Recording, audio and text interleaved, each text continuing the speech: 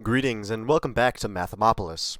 Today, on the Applications of Calculus series, we're going to be talking about the shell method. Today, we're going to be continuing to build off of the previous lessons. So, how does the shell method differ than the other two methods we've already talked about? Well, the other two methods, we were adding up infinitely thin disks to find the volume of our rotational shape. But with the shell method, we're adding up infinitely thin cylindrical shells. I like to think of it kind of as if you were rotating a Riemann sum around an axis. So the shell method actually uses a different formula from the last two. So the shell method formula with respect to x is 2 pi integration from a to b r times h with respect to x. So this equation, unlike the other two that came from the area of a circle, comes from the surface area of a cylinder, the equation for the surface area of a cylinder.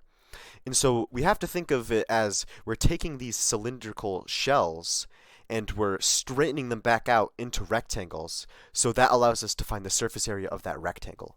There are lots of really cool shapes we can actually use this method to find the volumes of if they were rotated around an axis. Let's look at some examples. The first one, we have Nolan's poop shoe curve. We have Mrs. Franklin's water. We have Kilroy, I guess. What?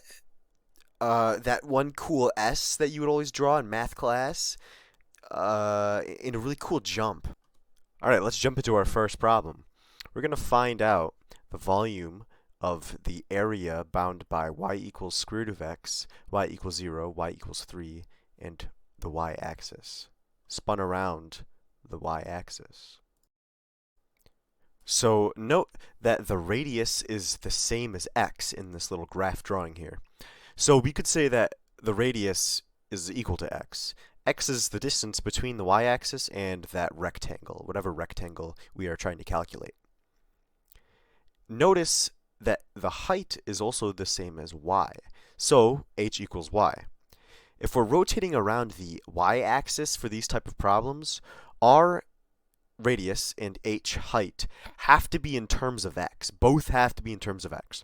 So, if we say that y equals the square root of x given to us in the problem, h also has to be the square root of x because we already established that h equals y. Now we have everything that we need to solve the problem, so it's time to go to Plug and Chug Station, and we are just going to plug that into our equation, plug the equation into our calculator, and get a volume. So this next problem is a little bit more complex. So let's find the volume of a shape when the area bounded by y equals x squared, x equals 0, and x equals 2, and the x-axis is rotated around the x-axis. Note for this problem that you will have to pay very close attention to the graph in the top left-hand corner because explaining this is very difficult, so you'll have to pay attention to the notation I use very carefully. So first, let's find the radius.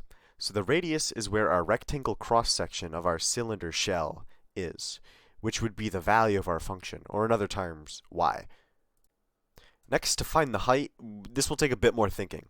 The height that we're trying to find is the height of our shell. So if we recognize that the very right of our graph is a function x equals 2, we can use right minus left to solve this bad boy for height. So we are going to take out the outermost function and subtract the left function from it, y equals x squared.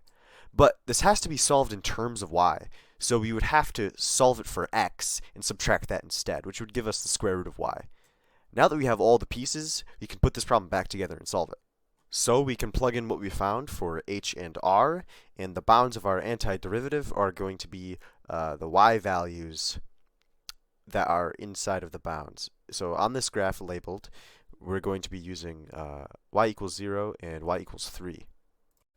And you should get this fun number when you're done evaluating. Thank you for watching, and I hope you enjoyed today's lesson on the shell method. I hope you will join me in the next episode for whatever fun, wacky calculus topic we get up to next. That's it for this episode of Mathamopoulos, and thank you for watching. Just remember, be smart, be safe, and don't do anything